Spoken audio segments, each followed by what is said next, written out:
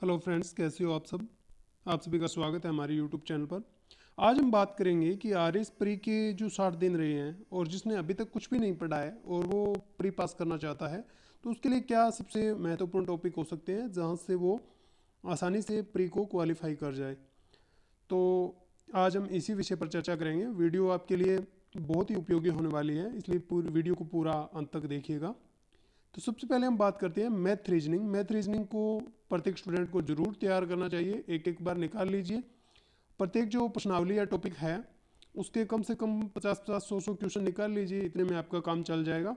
अलग अलग टाइप के हो तो आर्ट्स बैकग्राउंड वाले भी आर एस प्री की जो मैथ रीजनिंग है उसको आसानी से तैयार कर सकते हैं। इसमें कोई ज़्यादा मुश्किल है नहीं, बहुत आसान क्वेश्चन आते हैं। इसके बाद हम बात करते हैं आयोग। जो राजस्थान और केंद्र सरकार के महत्वपूर्ण आयोग है उनको आपको अच्छे से तैयार करना है, यहाँ से कन्फर्म क्वेश्चन आते हैं। फिर आता है HDI मानव विकास सूचकांक। जो मानव विकास सूचकांक है इससे एक क्वेश्चन है वो कन्फर्म आएगा। और ग्लोबल हैप्पीनेस इंडेक्स है GHI, उसको भी आपको बढ़िया से तैयार करना है। यहाँ से बहुत ही इजी क्वेश्चन आते हैं और एक एक पेज के ये दोनों ही टॉपिक है, इसको आप तैयार कर लेना। हो सके तो इनके शॉर्ट नोट्स बना लेना जो आपको बहुत ही काम आएंगे। और अगर आप नहीं बना सकते हो तो हम टेलीग्राम चैनल जो हमारा है RS बूस्टर, उस पर हम डाल देंगे और वहाँ से आप इसको तैयार कर लेना। इसके बाद हम बात करते हैं मेजर स्कीम। केंद्र सरकार राजस्थान सरकार की जो स्कीम है, खासतौर से वे नवीनतम योजनाएं जैसे कि भजनलाल सरकार ने अपने कार्यकाल में कोई लागू की है, या फिर केंद्र सरकार में मोदी 3.0 के अंदर जो स्कीम लॉन्च हुई है, उनको आप अच्छे से तैयार कर लेना। यहाँ से बहुत क्वेश्चन आते हैं, 3-4 क्वेश्चन आते हैं। इसके बाद आता है राजस्थान का बजट और इकोनॉमिक सर्वे। तो राजस्थान का जो बजट है 10 जुलाई को जो पेश किया गया था उसकी बात कर रहा हूँ, जो फरवरी में पेश किया था उसकी नहीं। हालांकि फरवरी वाले को भी आप थोड़ा देख लेना, लेकिन जो जुलाई वाला है उसको अच्छे से तैयार कर लेना, वहाँ से खूब क्वेश्चन आते हैं। इसके बाद आता है इकोनॉमिक सर्वे राजस्थान वाला। तो अगर किसी ने पहले से पढ़ रखा है तो कोई दिक्कत नहीं है, बहुत अच्छी बात है। लेकिन जिसने अभी तक इकोनॉमिक सर्वे को नहीं फॉलो किया है, नहीं पढ़ा है, तो उसके की फैक्टर देख लेना। जैसे वृहद आर्थिक जो परिदृश्य है राजस्थान की इकोनॉमिक सर्वे का जो चैप्टर, पहले जो चैप्टर है उसको देख लेना, या सारांश जो आता है उसको अच्छे से तैयार कर लेना, वहाँ से आपका ठीक ठाक काम चल जाएगा।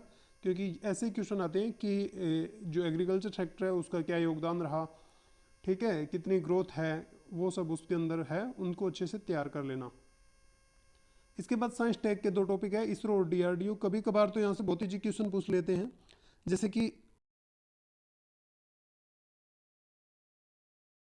पिछली बार जो 21 वाला है उस टाइम शायद SI का एग्जाम हुआ था उसमें, या फिर RS प्री का जो एग्जाम हुआ था उसमें उसमें एक क्वेश्चन पूछा गया था कि DRDO का ध्येय वाक्य क्या है। तो कुछ तो बहुत ही इजी क्वेश्चन पूछ लेते हैं, तो इनका थोड़ा सा बेसिक देख लेना। कब स्थापना हुई थी, क्या ध्येय वाक्य है, क्या काम करता है, और इसके द्वारा जो नए प्रोडक्ट लॉन्च किए जाते हैं।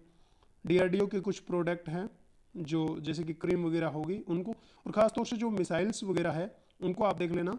और इसरो ने कौन से यान से और कौन सा सैटेलाइट लॉन्च किया है उसको ज़रूर रट्टे ही मार लेना, उसके उससे क्वेश्चन कन्फर्म क्वेश्चन आएगा। फिर हम बात करते हैं करंट अफेयर के अंदर पर्सनैलिटी की। तो करंट अफेयर में कुछ महत्वपूर्ण व्यक्तित्व तो आते हैं, वैसे तो बहुत सारे आते हैं, लेकिन जो मोस्ट इंपॉर्टेंट पर्सनैलिटी होती है, जैसे कि कोई प्रथम किसी चीज़ का अध्यक्ष था उसकी डेथ होगी, या फिर हाल ही में किसी को जैसे कि लोकपाल अध्यक्ष बनाया गया था, ठीक है, अजय माणिक राव खानविलकर को बनाया गया, तो इस प्रकार की पर्सनैलिटियाँ उसको देख लेना, सभी को नहीं देखना है। या फिर कोई जैसे मोदी जी ने अभी हाल ही में कहीं की यात्रा की और वहाँ का कोई प्राइम मिनिस्टर या राष्ट्रपति अभी चेंज हुआ हो, तो उसको देख लेना, उससे क्वेश्चन पूछे जा सकते हैं।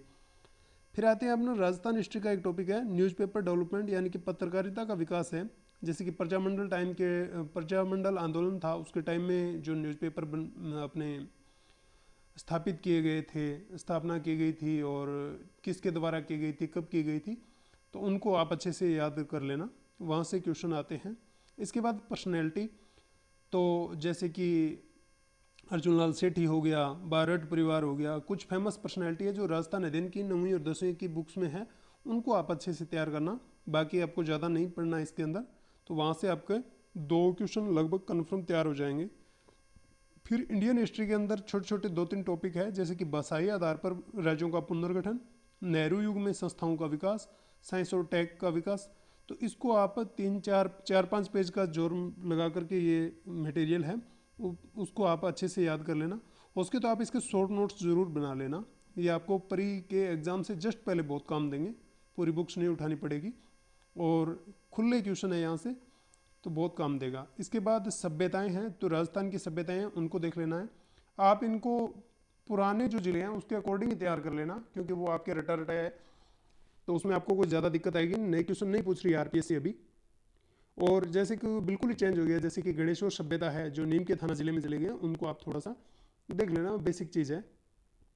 और जो सभ्यताओं में क्या क्या सामग्री प्राप्त हुई है उनको आप देख लेना, किसने उत्खनन किया, किसने खोज की, वो देख लेना, उनसे क्वेश्चन आते हैं।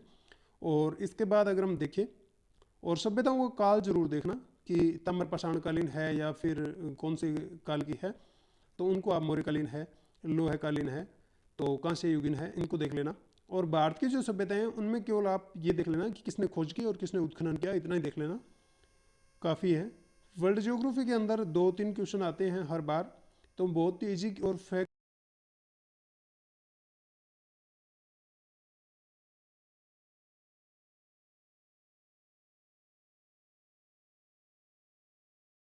क्वेश्चन होते हैं वो सारे। जैसे कि सतलाकृतियों में हो गया पर्वत पठार, तो उनको आप देख लेना कि कौन सा पर्वत है, उसकी चोटी कौन सी है और किस मतलब कंट्री में उसकी लोकेशन क्या है, वो देख लेना, वहाँ से क्वेश्चन आते हैं। फिर रिवर और नदियाँ हैं, ये आप अच्छे से तैयार कर लेना। फिर औद्योगिक जो एरियाज है वो एक ही पेज का मैटर है पूरा, उसको अच्छे से याद कर लेना कि कौन सा कहाँ पर है, वहाँ से कन्फर्म क्वेश्चन आता है। इसके बाद कृषि के प्रकार है, तो ये तो कुल लाइनें 15 लाइनें 20 लाइनें हैं, उसको आप देख लेना।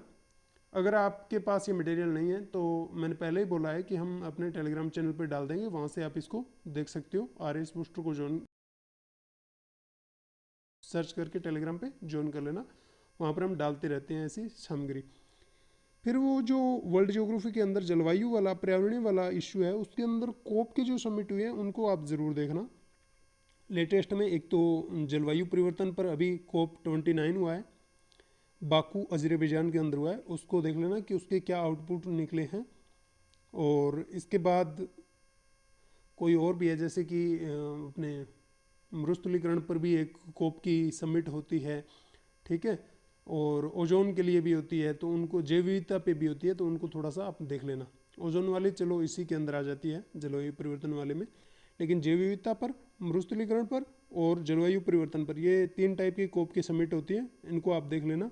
खास तौर से COP29 है उसको देख लेना कि उसमें क्या आउटपुट निकले हैं, क्योंकि अभी हुई थी, है जस्ट हुई, तो इसके क्वेश्चन आने की पूरी संभावना है। फिर आता है क्रॉप्स राजस्थान और इंडिया की 6 शायद फसलों के नाम दिए हुए हैं, उनको आप तैयार कर लेना।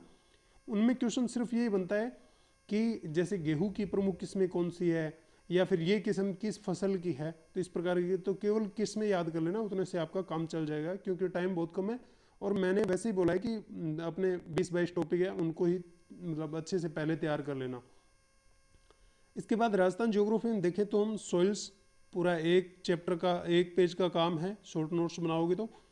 और जनसंख्या 2 पेज के शॉर्ट नोट्स बन जाएंगे, मेरे पास पहले बनाए हुए हैं। 18, 21 और 23 के प्री में बस उन्हीं 2 पेज से क्वेश्चन आ गए थे, और मेरा 18, 21 और 23 के तीनों प्री क्वालिफाई है, तो आपको मैं वो अवेलेबल करवा दूंगा, आप वहाँ से देख लेना। इसके बाद है राजस्थान और इंडिया के अंदर खनिज वाला टॉपिक, तो खनिज है, इसको आप ये देख लेना कि कौन सा खनिज कहाँ पर मिलता है। जिलों का नाम याद नहीं करना है, पूरी लोकेशन याद करनी है कि कहाँ पर प्राप्त होता है, ठीक है। इसके बाद अगर हम देखें तो इंडिया के अंदर आता है इंडस्ट्रियल रीजन, यानी कि औद्योगिक क्षेत्र है, उनकी बात करते हैं। तो औद्योगिक क्षेत्र का वैसे तो शायद ये कुछ बुक्स में मिलता नहीं है टॉपिक, तो आप ये करना, इसके लिए एनसीईआरटी की जो पुरानी एनसीईआरटी है उसमें ये टॉपिक अच्छे से दिया हुआ है, वहाँ से आप इसको कवर कर लेना। यहाँ से क्वेश्चन आ सकता है, क्योंकि पिछली बार पूछा नहीं गया था और ये टॉपिक जोड़ा गया है अपने सिलेबस में 21 वाली बार, तो आप इसको कर लेना, छोटा ही टॉपिक है। इसके बाद नेशनल हाईवे और कॉरिडोर को आप थोड़ा सा देख लेना कि कई बार इससे बहुत ईजी क्वेश्चन पूछ लिया जाता है कि कौन सा लंबा है, कौन सा चौड़ा है, कौन सा किस जगह को किस जगह से मिलाता है, ये देख लेना, जो मुख्य है उन्हीं को देखना। इसके बाद ऊर्जा वाला है, तो इंडिया और राजस्थान दोनों के ये संदर्भ में ठीक है। ऊर्जा में आप ये देख लेना कि सेक्टर का कौन सा योगदान है, जैसे तापीय का क्या है, जल का क्या है, सोलर का क्या है, वाइंड का क्या है, बायोमास का क्या है। तो अभी संस्कृत डिपार्टमेंट में जो फर्स्ट ग्रेड का एग्जाम हुआ था उसमें ये पूछा गया था कि भारत में सर्वाधिक योगदान किसका है नवीकरणीय ऊर्जा में। तो आप नवीकरणीय को तो बहुत ज़्यादा अच्छे से तैयार करना, तो उसमें सोलर था उसका आंसर। तो आपको यहाँ पर उसकी कैपेसिटी भी याद करनी है कि सोलर से हमें कितना जो विद्युत है उत्पादित की जा रही है, ठीक है, जो गीगावाट में होगी उसको आप अच्छे से तैयार कर लेना। 5-6 टाइप है इसके और 5-6 लाइन का ये पूरा मटेरियल आपका तैयार हो जाएगा। इसके बाद अपने टेनिस ग्रैंड स्लैम है, ये 2023 वाली बार नहीं पूछा गया था, उससे पहले लगातार पूछा जा रहा था कि टेनिस के जो 4 अपने ओपन होते हैं, विंबलडन हो गया, यूएस हो गया और फ्रेंच हो गया और ऑस्ट्रेलिया ओपन हो गए, उनमें देख लेना कि पुरुष और महिला के एकल है वो किसमें जीते हैं, उसके विजेता कौन है उसको देख लेना।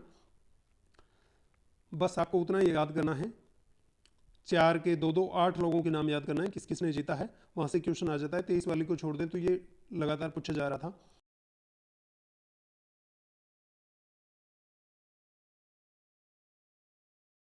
ऑस्ट्रेलिया वाले में जो मिक्स्ड था या फिर एक पुरुष युगल की जो इवेंट थी उसमें भारतीय जो थे अपने उन्होंने जीता था, तो उसको आप थोड़ा सा देख लेना। जो इंडियन है उसका कंफर्म क्वेश्चन बन जाता है। साहित्य अकादमी पुरस्कार है वो आपको रटने हैं, राजस्थान और हिंदी लैंग्वेज के देख लेना, सभी भाषाओं के मत देखना क्योंकि ये 24 भाषाओं में दिए जाते हैं। 22 तो 8वीं अनुसूची वाले, 2 और है जैसे राजस्थानी और अंग्रेजी। तो आप राजस्थानी और हिंदी के देख लेना, इनसे क्वेश्चन कन्फर्म क्वेश्चन आते हैं, हर बार क्वेश्चन आता है। इसके बाद ओलंपिक और पैरालंपिक को तो आपको रटना है। इसमें एक तो ये देखना कि राजस्थान के किस किस प्लेयर ने पार्टिसिपेट किया था और किस किस ने पदक भी जीते थे, उनको तो लगभग कन्फर्म क्वेश्चन होता है वो। और इंडिया वाले में जो गोल्ड मेडलिस्ट है या फिर किसी ने रिकॉर्ड बनाया है कोई, तो वो देख लेना। या फिर कोई टीम की जो स्पेशल इवेंट थी, जैसे पूछ लिया था 21 वाले में पूछ लिया था कि इंडिया हॉकी टीम ने किस टीम को पराजित करके तीसरा स्थान हासिल किया था। तो इस प्रकार के क्वेश्चन पूछे जा सकते हैं, तो इस पर थोड़ा सा देख लेना। इसके बाद आते हैं खेल पुरस्कार। 29 अगस्त 2024 को जो खेल दिवस पर दिए गए थे उनमें तो राजस्थान के जिस भी खिलाड़ी को मिला है उनको आप अच्छे से तैयार कर लेना। और जो सर्वोच्च अवार्ड है उनको तो आपको याद करना ही है। जबकि जो अर्जुन पुरस्कार है उसमें जो फेमस खिलाड़ी हैं उनको देख लेना क्योंकि बहुत ज़्यादा होते हैं, वो फिर याद नहीं रहेंगे। और राजस्थान वालों को तो रट्टा मारना ही है। इसके बाद आती है FSR 2023, ये प्रत्येक 2 साल बाद जारी की जाती है। तो कुछ कंटेंट है, कुछ कोचिंग वाले या टेलीग्राम ग्रुप वाले 2021 वाली चला रहे हैं, 2021 की नहीं, हमें 2023 की पढ़नी है क्योंकि 2023 में इसकी लेटेस्ट है। तो इसमें राजस्थान में कितना वन है, किस जिले में क्या है, परसेंटेज में ज़्यादा कितना है, क्षेत्रफल में ज़्यादा कितना है, वो आपको याद करना है। और भारत में भी इसको देखना है। एक इसमें कार्बन जो सिंक वाला है वो क्वेश्चन पूछा जाता है कि कार्बन सिंक कितना है हमारे पास, तो वो दोनों का देख लेना भाई। और इसके साथ हमारे ये कुछ महत्वपूर्ण टॉपिक है, इसके चाहो तो आप स्क्रीनशॉट ले लो और चाहो तो इसको नोट कर लो। इनसे बहुत ज़्यादा क्वेश्चन आने की संभावना है। मेरा मानना है कि अगर किसी की पहले थोड़ी बहुत ठीक ठाक तैयारी रही है तो इन टॉपिक को अच्छे से कवर करके प्रीलिम्स को पास कर सकता है। और अगर आपको वीडियो अच्छी लगी है तो इसको शेयर कर दीजिए और चैनल को सब्सक्राइब करना ना भूलें। धन्यवाद साथियों।